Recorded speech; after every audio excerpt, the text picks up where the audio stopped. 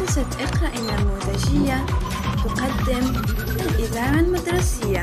أعوذ بالله من الشيطان الرجيم.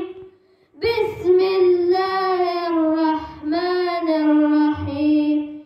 اقرأ باسم ربك الذي خلق، خلق الإنسان من علق. اقرأ وربك الأكرم. مشرق الأنوار، منتدى السعدة مشرق الدنيا.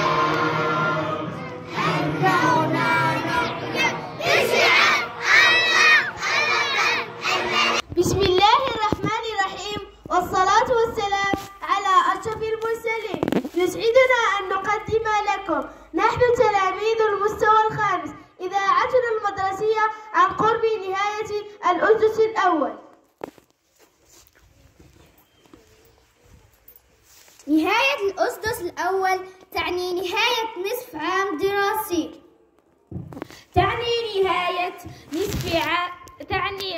تعني حصولنا على النتائج الدورة الأولى، أننا توجنا بنجاحنا وتفوقنا.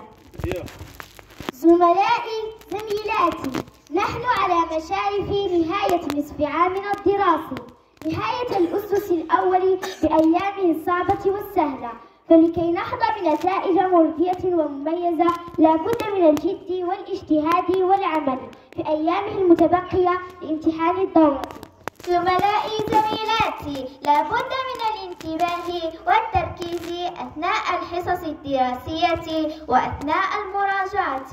لابد من مراجعة الدروس في المنزل قبل وقت الامتحان بمدة كافية. لابد من التركيز أثناء الامتحان والبدء بقراءة السؤال وفهمه أولا ثم الإجابة عليه.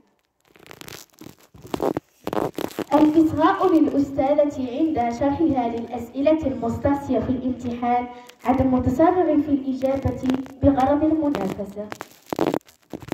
بهذه الإجراءات زملائي، زميلاتي، نكون قد ضمننا نقطا جيدة ومشرفة في امتحان نهاية الدورة، وبالتالي سنحظى بنتائج جيدة تفرحنا وتفرح والدينا وأساتذتنا. بالتوفيق لنا جميعا، ونهاية أسدس مشرفة.